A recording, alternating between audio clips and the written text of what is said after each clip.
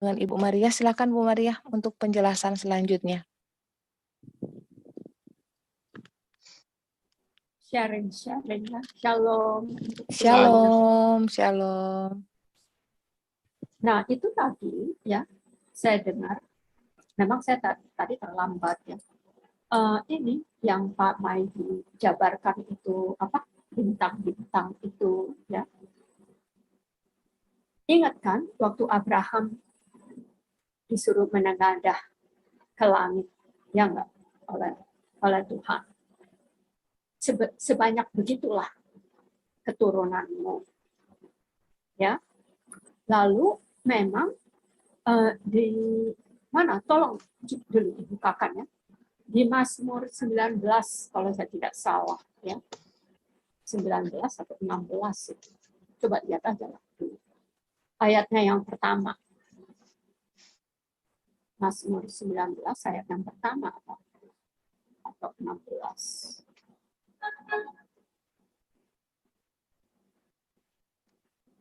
Ya, Mazmur kemuliaan Tuhan dalam pekerjaan tangannya dan dalam Tauratnya.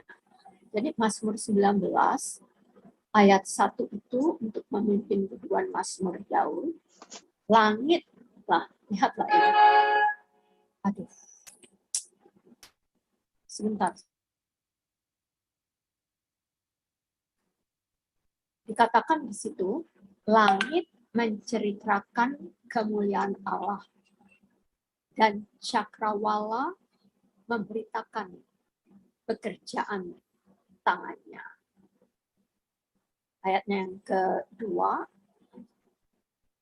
hari meneruskan berita itu kepada hari, dan malam menyampaikan pengetahuan itu kepada malam. Ayatnya yang ketiga, tidak ada berita dan tidak ada kata. Suara mereka tidak terdengar. Ayatnya yang keempat, Mazmur 19 ayatnya yang keempat. Tetapi gema mereka terpancar ke seluruh dunia. Dan perkataan mereka sampai ke ujung bumi. Ia, Allah, memasang kemah di langit untuk matahari. Ya. Tapi disinilah yang waktu itu saya mau mengutip juga ini ayatnya yang ke-7 dan 8 itu. Ya. Dikatakan, Taurat Tuhan itu sempurna, menyegarkan jiwa. Peraturan Tuhan itu teguh, memberikan hikmat kepada orang yang tak berpengalaman. Ayatnya yang ke-8, titah Tuhan itu tepat, menyukakan hati. Perintah Tuhan itu murni, membuat mata bercahaya. Ayatnya yang ke-9, takut akan Tuhan itu suci, tetapi tetap ada untuk selamanya. Hukum-hukum Tuhan itu benar, adil semuanya. Nah, ini ayat yang ke-10, lebih indah daripada emas. Bahkan daripada banyak emas tua. Dan lebih manis daripada madu. Bahkan daripada madu tetesan dari sarang lebah. Nah, nanti seterusnya kita akan melihat kebesaran Tuhan di sini. Di Mazmur 19 ini. Inilah penjabaran dari yang ada bintang-bintang itu. Kita tidak sepatutnya menjadikan itu horoskopan. Tapi apa? Memuji Tuhan penciptanya. Beritakanlah keemasan Tuhan itu yang lebih daripada mana? Katanya ayat yang ke-10 itu lebih banyak dari emas tua. Lebih manis daripada madu tetesan dari sarang lebah. Bisa nggak kita nikmati itu? karena pemberitaan kita. Jadi, saya bilang waktu itu yang mengenai Christmas-Christmasan, ya, ini nggak melenceng dari situ topik kita ini, ya, karena ini keindahan Tuhan itu yang harus kita beritakan, bukan menjadikan planet-planet Tuhan itu jadi kita takut akan itu. Oh, kalau kita nanti kita sentuh ini apa, atau kalau kita tidak jadikan horoskop itu, kamu tidak bisa melihat kekurangan-kekurangan apa di dalam tubuh kamu itu, ada penyakit kah, ada ini, bahwa horoskop itu disejajarkan dengan karakter manusia. Aduh, saya bilang bukan Christmas-nya yang salah, yang mengartikannya ini yang salah. Karena dia tidak tahu Injil Tuhan itu, kemahakuasaan Tuhan itu. Jadi karena apa? Itu lihat ayatnya yang ke-11 juga ya. Kalau kita mau lanjutkan dulu. Mazmur 19 ini, tentang Taurat Tuhan yang benar. Ya. Jadi cara kita memuji Tuhan itulah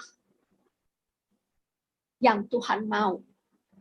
Kita mempunyai hikmat dari firman Tuhan. Jadi firman Tuhan ini bisa dibandingkan dengan segala macam. Baik itu ciptaan Tuhan di langit, ataupun stok. Ya, madu itu kan berbicara soal stok itu. Ya. Emas juga. Ya. Walaupun emas itu memang ditujukan kepada Tuhan, karena itu berbicara kedietiannya Tuhan, ketuhanannya si Tuhan.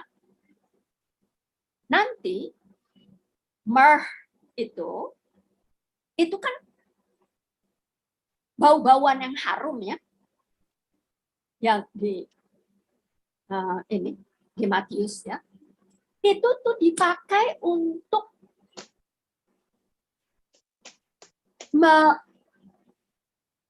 menginikan tubuh Yesus. Rempah-rempah itu tuh dipakai untuk tubuh Yesus. Siapa yang bikin itu? Yaitu waktu si wanita-wanita itu membawa rempah-rempah untuk tubuh Yesus, ya. Si Nikodemus juga sebelum dikubur tubuh Yesus dari kayu salib. Itu semua lambang-lambang itu.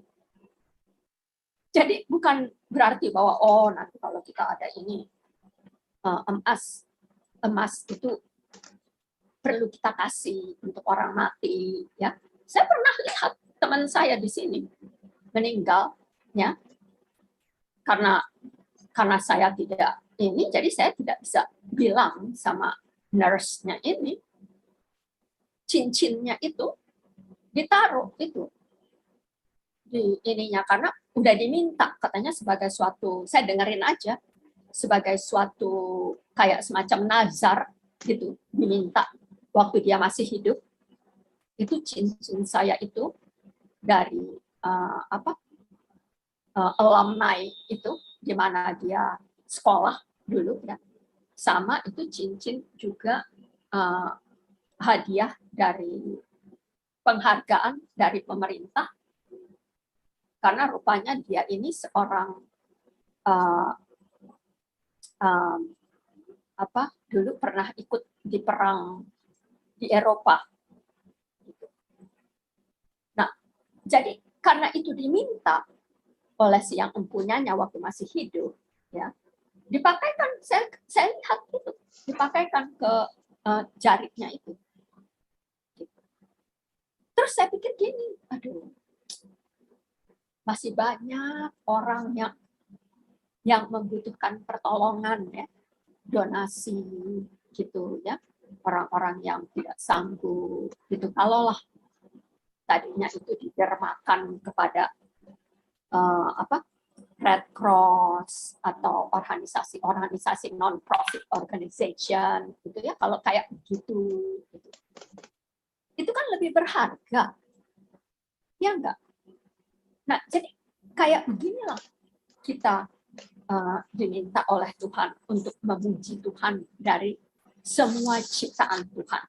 Muliakanlah Tuhan itu. Jangan pakai horoskopan gitu. Dan juga dikatakan tadi mengenai apa? Kembali ada offering ya, bahwa ini buku bilangan 7 ini rupanya saya baca ya, chapter nomor 2 yang terpanjang di seluruh Alkitab ini, katanya. Karena nomor 1 yang terpanjang itu adalah Mazmur 119 ya. Mazmur 119 itu rupanya sampai 176 isinya ya. Kalau ini buku bilangan chapter 7 ini sampai 89 ya, ayat-ayatnya itu. Tapi semuanya isinya apa? Ini Mazmur 19 ini. Titah Tuhan itu tepat, menyukakan hati, membuat mata bercahaya. Tuh, saya selalu ingat itu ayatnya yang ke-7 dan 8. Ya. Jadi nanti di Mazmur 119, tolong dulu Ibu. Ini Ibu Rosa bukakan. 119 Mazmur ayat yang kedua dan ketiga.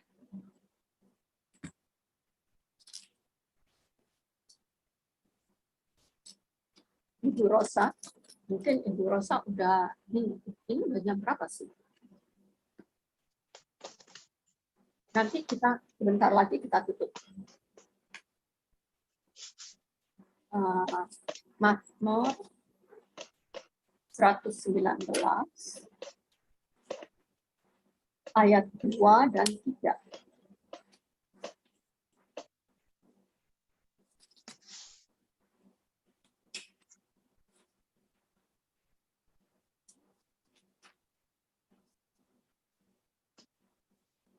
Mana?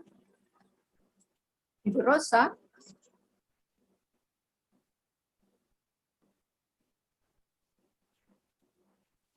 Iya, Ibu. Tolong Mazmur 119 ayat 2 dan 3.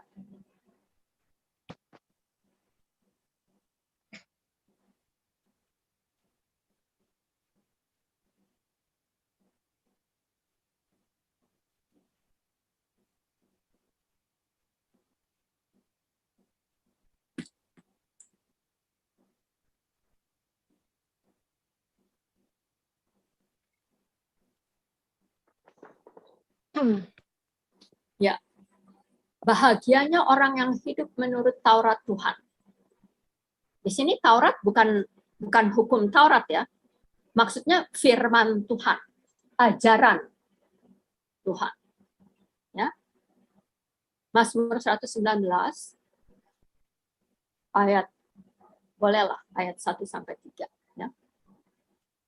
Berbahagialah orang-orang yang hidupnya tidak bercela, yang hidup menurut Taurat Tuhan. 119 ayatnya yang kedua, Mazmur, berbahagialah orang-orang yang memegang peringatan-peringatannya, yang mencari Tuhan dengan segenap hati. Dan yang ketiganya, Mazmur 119 ayat ketiga, yang juga tidak melakukan kejahatan, tetapi yang hidup menurut jalan-jalan yang ditunjukkannya. Ayat keempat, Mazmur 119 ayat yang keempat, Engkau sendiri Tuhan telah menyampaikan titah-titah-Mu supaya dipegang dengan sungguh-sungguh. Ayatnya yang kelima, sekiranya hidupku tentu untuk berpegang pada ketetapanmu, maka aku tidak akan mendapat malu. Lihatlah. Maka aku tidak akan mendapat malu kalau aku berpegang sungguh-sungguh pada ketetapan Tuhan. Dan apabila aku mengamat-amati segala perintah. Jadi mengamat-amati itu artinya apa? Memeditasi. Sama seperti buku Joshua. Ya, katakan.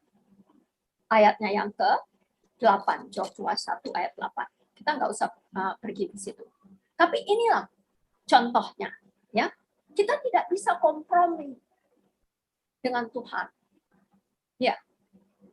Jadi kalau kita kompromi sama Tuhan, oh nggak apa-apa, kan planet-planet itu kan Tuhan sendiri yang namakan, kan Tuhan sendiri yang boleh dong kita teliti.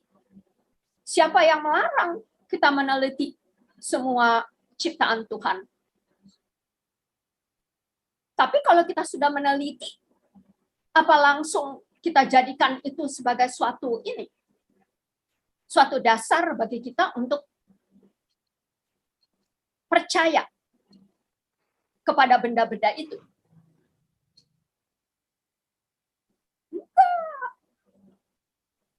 Bukan begitu. Justru karena tadi 100 Mazmur 19 itu, kita mengadahkan mata kita ke langit. Untuk apa? Takjub. Melihat kemahadahsyatan Tuhan itu. Siapa yang bisa menciptakan itu? Langit. Siapa? Dengan segala isinya di situ. Lihat dulu waktu Abraham dikasih tunjuk sama Tuhan. Akan bintang-bintang seperti kayak begitu katanya. Tuhan punya segala kemuliaan. Iya. Apa kita sudah muliakan Tuhan? Nah, ini juga yang saya katakan waktu itu kepada teman saya itu, kalau dia tidak merayakan Christmas, ya, bukan Christmas-nya yang disalahkan, bukan harinya yang disalahkan. Kitanya. Bagaimana kita memuliakan Tuhan dengan memperingati kehadiran Tuhan di tengah-tengah umat manusia. Di keluarga saya sendiri ada yang menentang saya, adik saya, mami saya, sama ayah saya waktu itu, ya. Walaupun ayah saya tidak berapa ini ya dengan pohon terang. Itu yang ditentang itu kita. Sebab katanya dibilang ini dari orang-orang pagan believers. Sekarang saya mau tanya, saya juga udah tanya sama yang dulu itu teman saya, ya. Sekarang siapa duluan ada? Pencipta atau ciptaan? Nah, sekarang siapa yang memakai ciptaan Tuhan itu untuk memuliakan penciptanya? Siapa? Nah, kenapa kamu bisa melihat bahwa itu dari pagan believers, ya, orang-orang yang tidak percaya kepada Tuhan, tapi kamu besar-besarkan itu? Nah, ini yang saya juga minta kesempatannya untuk membicarakan bahwa Juni sama Juli itu sudah berlewat. Waktu itu dia bilang, wah, jangan-jangan rapture itu datang. Berdasarkan mimpi. Sebetulnya ada satu lagi. mimpi dari suami istri yang di New Zealand itu. Kalau itu tahunnya berbeda, kalau saya tidak salah, ya. Tapi karena Pak Santo tidak ada di sini, jadi saya tidak bisa katakan dengan pasti. Ya. Kalau itu berbeda jadwalnya, makanya waktu itu dia diundang ke channel itu untuk apa? Memberikan kesaksian akan mimpi dia. Tapi ini dasarnya. Tuhan udah bilang, kamu mau memuliakan aku kah? Atau ciptaan-ciptaanku? Nah, kemarin saya di LK, hari Agustus pertama, saya tanya, ingat nggak ini, Ibu? Dia bilang begini-begini. Saya menunggu. Lalu ditanya. Nah, itu yang saya share di Wahyu. Jawabnya apa? Kan dianya sendiri oh, waktu itu. Padahal saya sudah bilang waktu sebelum saya dengar itu, saya sudah bilang, lihat nih, nanti kalau ada saja orang yang menanyakan kepada dia, ya, lihat deh, pasti jawabnya itu akan mengatakan, oh, waktu itu saya belum ke Bapak Yahweh. Betul nggak jawaban dapatnya itu? Oh, karena waktu itu perhitungannya belum perhitungan berdasarkan kalender Aduh. Itulah saya sudah bilang. Saya puji tuh teman-teman saya di Wahyu yang bilang katanya kita tidak merasakan prediksi dan memang tidak akan ada yang tahu, ya, walaupun ada tanda-tanda, tapi kan bukan berarti bahwa oke, kita mutlakan berdasarkan. Nah, sekarang saya mau tanya, coba deh katakan menurut kalender Yahudi. Aduh, saya ingin sekali tahu itu. Betul. Saya mau tahu dulu. Akan terjadi nggak kalau menurut kalender Yahudi? Udah saya bilang, Alkitab bilang ke kita. Kita tidak bisa menilai roh itu dengan otak. Kenapa tidak percaya saja?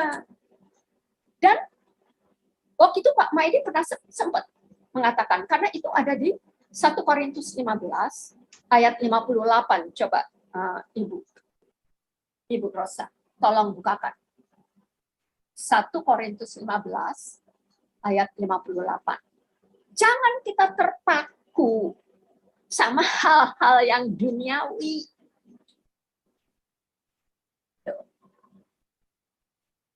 Padahal ini sudah dikatakan di 1 Korintus 15 ayat 58, ayatnya yang terakhir. Ya.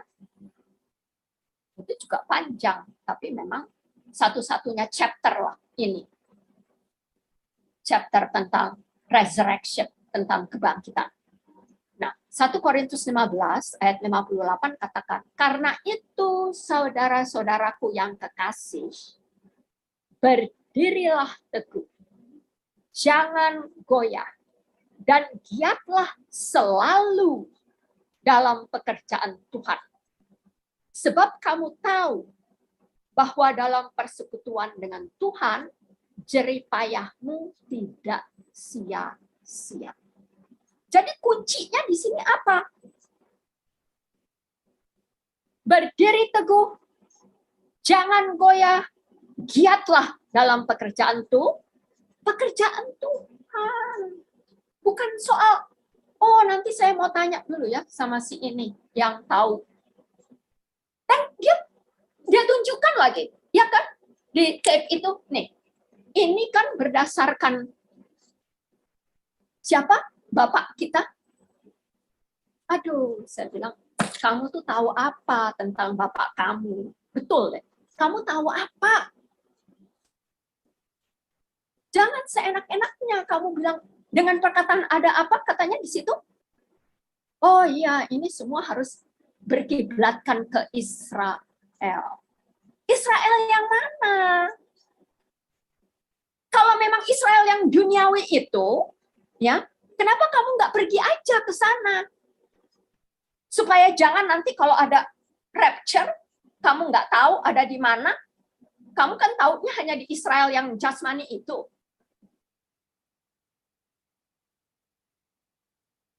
Jadi tolong, jangan kita menyesatkan orang kalau tidak tahu Alkitab. Dia kan hanya dengar-dengar aja tuh. Dari orang, terima kasih Pak Maedi bilang begitu. Dia juga lakukan begitu sama saya. Dia tanya-tanya, di mana sih sister? Ini dikatakan. Ya nanti dia memang katakan, oh ya menurut Alkitab begini-begini. Jadi benar ya, kalau udah ada dua bukti, dua saksi, nggak akan salah. Nah, soal pohon terang juga gitu, ya. Ini soal kejasmanian, ya. Karena waktu di orang Majus itu lambang itu yang membawakan emas, perak dan kemenyan. Ya, perak itu kan tanda ini ya, tanda penghakiman, ya. Jadi Yesus itu adalah Tuhan. Yesus itu juga adalah hakim, dan Yesus itu juga akan mati dan bangkit, diperingatkan dengan kemenyan itu. Itu harum. Jadi waktu Yesus sudah mati, tubuhnya tuh disirami dengan itu. Myrrh, itu bahasa Inggrisnya. Ya, yang harum. Untuk apa? Tubuh Yesus yang waktu itu sudah mati. Karena dia persembahan yang harum, biar bagaimana juga sama Bapak. Karena dia itu tidak mati. Kan waktu itu Pak Marasan sudah bilang, dia pergi kemana? Dia pergi ke bawah sana, tapi mata jasmani kita itu nggak bisa melihat. Ya, hanya bisa melihat tubuh yang tidak bergerak itu. Iya, benar. Dimasukkan, kalau kuburan pada zamannya itu kan namanya sepulcher. Ya. Artinya berbentuk seperti gua. Seperti waktu Lazarus mati kan dimasukkan ke dalam situ juga. Gitu. Nah, ini pohon juga begitu. Sekarang nggak usah jauh-jauh. Yohanes 15 aja. Yesus bilang apa? Dia pokok anggur. Ya, itu pohon. Kenapa kita bilang bahwa oh itu pohon terang itu? Karena dipakai oleh penyembah-penyembah berhala. Siapa suruh kita melihat penyembah-penyembah berhala? Pakai dong. Kita pakai dong. Kan boleh. Ya. Aduh, makanya saya kadang-kadang kepingin saya kasih tahu sama mukanya itu. Kamu tahu apa, sister? Lalu nanti di buku Hosea apa? Dibilang, aku seperti pohon yang hijau terus. Kayak pohon cemara yang hijau terus. Yang apa katanya? Menghasilkan buah kepada kamu itu sepanjang tahun. Jadi kalau ada perkataan sepanjang tahun, berarti 365 hari dong. Iya. Persis kayak pokok anggur itu. Itu dua. Yang ketiga, Tuhan pakai dia sebagai apa? Pohon hidup. Kepada siapa yang menang, ini ada di buku Revelation 2 ayat 7, kepada siapa yang menang aku akan memberikan buah dari pohon kehidupan. Siapa itu pohon kehidupan? Ya, jadi kita jangan terlalu membanggakan penyembah-penyembah berhala itu yang membuat terang. Loh, Yesus ngaku, akulah terang dunia. Kenapa tidak kamu pakai? Kenapa? Karena orang pagan believers itu memakai pohon terang itu, kamu kan juga bisa pakai. Kenapa kamu menuduh diri kamu sama kayak mereka? Berarti kamu yang salah. Ya, nggak mengerti kitab suci. Berarti dia menyamakan dirinya dengan si pagan believers. Kalau saya pakai pohon terang dengan lampu-lampu itu, dia bilang itu Illuminati, nggak apa-apa. Kamu pakai dong. Kan Tuhan udah bilang, segala sesuatu punya aku. Muliakanlah aku dengan segala sesuatu ciptaanku. Berarti dia nggak tahu. Firman Tuhan itu aja intinya. Ya enggak? Jadi jangan ngomong kalau tidak tahu. Lebih baik tanya. Saya sudah kasih tahu waktu itu. Malah saya di salah satu videonya waktu itu saya tidak mau merayakan Natal, menyanyi-nyanyi lagu itu. Lalu ada teman-teman saya waktu itu yang menyuruh saya untuk menghormati mereka yang merayakan Natal. Aduh, saya nggak tahu lagi lah mau mengatakannya, tapi pada prinsipnya inilah. Kalau Yesus mengatakan semuanya di dalam Alkitab ini, kayak Mazmur 19 tadi, Mazmur 119 tadi, dapat apa katanya memurnikan mata rohani kita, firman Tuhan itu. Ya, pakailah itu untuk memuliakan Tuhan. Karena dia adalah firman yang hidup itu, dan dia jugalah yang sudah menjelma menjadi manusia, dan dia jugalah yang mengatakan, pandanglah kepadaku, sumber dan pemenuhan iman. Ibrani 12. Yang sudah menanggung segala sesuatu di kayu salib, dan yang memberikan apa? Kesenangan kepada hati Bapa. Ibrani 11 ayat 6. Ya. Jadi ingat itu, saudara-saudara yang kekasih di dalam Yesus.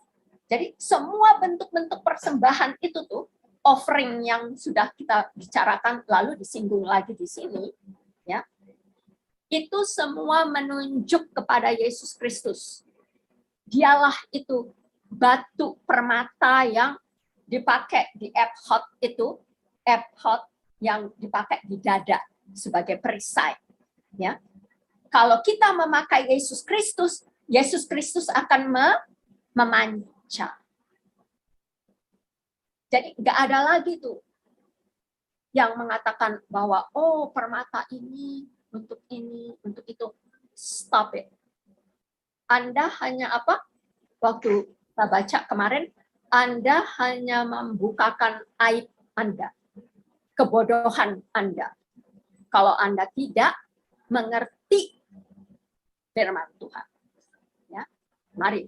Sekarang Yesusnya sudah lahir. Ya.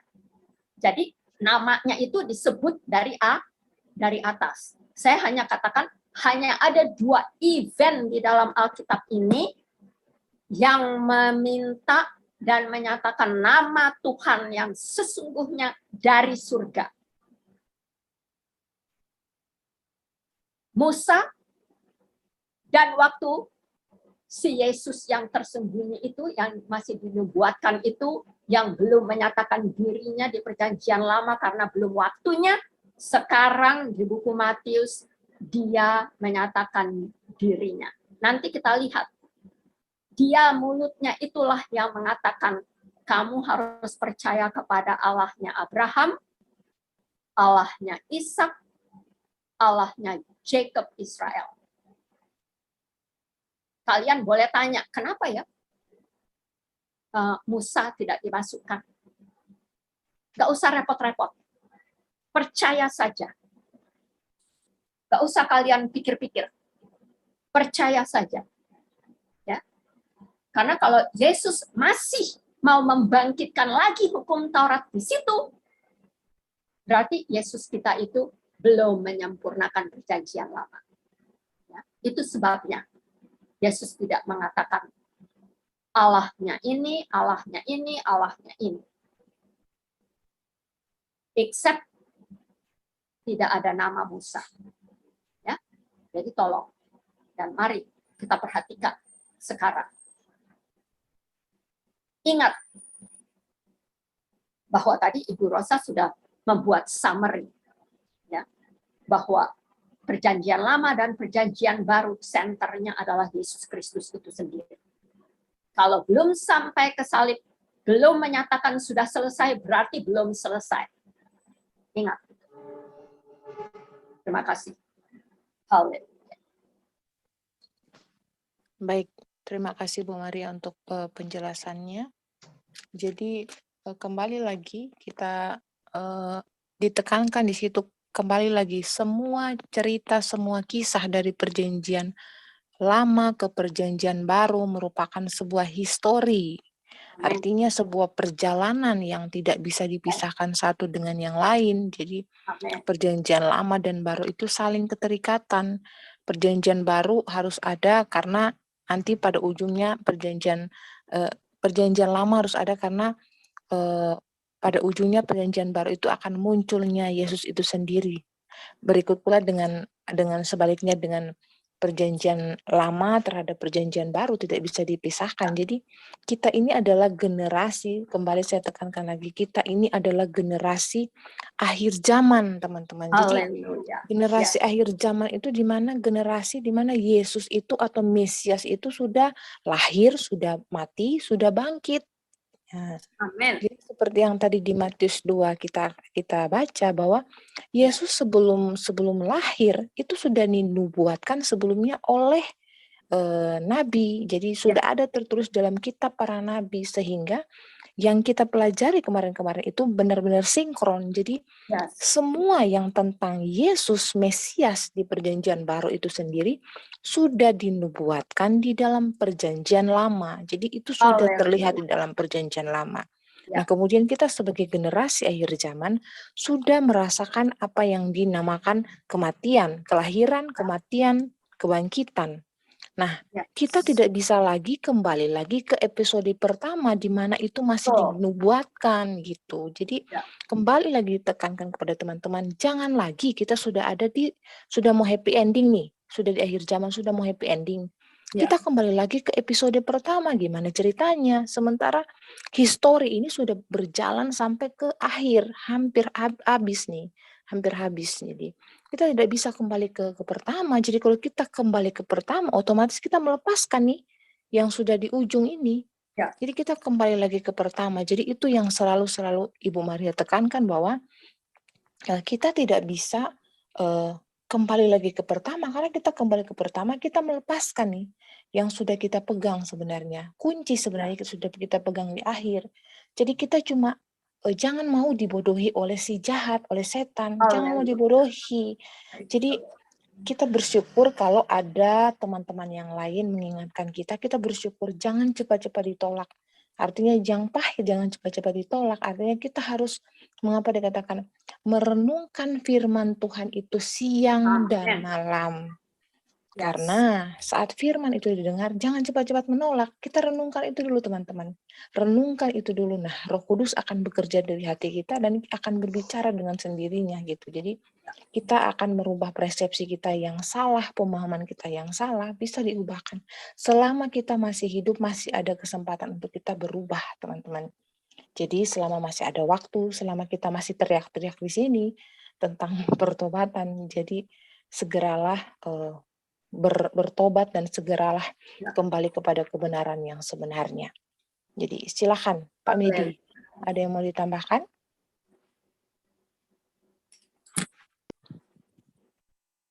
Hanya itu aja, orang Majus itu rupanya dia itu scientist ya. Iya. Hanya banyak orang Kristen juga yang mau ada Christian Science kan ya. Tapi ya untuk apalah ya, karena itu hanya menandakan kita itu kurang wawasan akan siapa Yesus itu. Memang Yesus yang memulai semuanya sains itu, ya. Bukan berarti bahwa kita harus menjadi Christian Science, nggak perlu. Kita tetap aja menjadi pengikut Yesus, bukan sainsnya yang kita ikutin, Yesusnya, dan kita muliakanlah Yesus itu dari semua sains yang diciptakan itu. Nah, hanya itu aja. Hanya ya itu apa yang saya mau tadi bilang itu mengenai orang dari seberang sana itu, bahwa kalau berkiblatkan kepada Israel itu sudah barang tentu salah, karena kiblat kita kan siapa sih? Yesus toh, ya enggak? Jadi iman kita itu berdasarkan iman Kristen, bukan Israelnya itu sendiri, sebab dia kurang wawasan juga, ya, bahwa Israel itu kan jasmani, ya enggak? Sedangkan Tuhan sudah mengatakan bahwa kita nanti itu merupakan wadah dari Yerusalem baru, baik roh Yerusalem baru, bukan yang lama.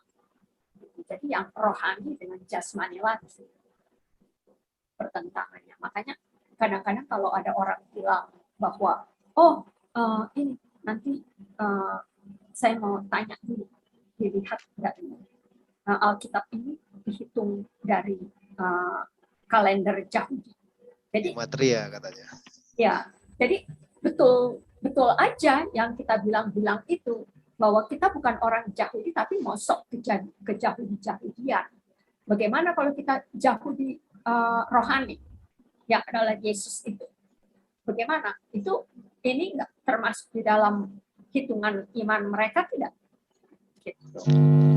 Nah, itu aja sih. Memang pokoknya itu saya pakai Yohanes 4 itu. Sebab Yesus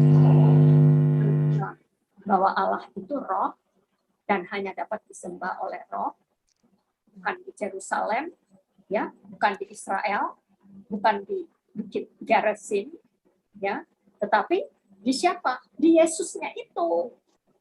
Gitu. Cuman mereka tidak mau, kan, masih mengeraskan hati. Sama kayak Raja Herodes ini, nggak mau ditandingi.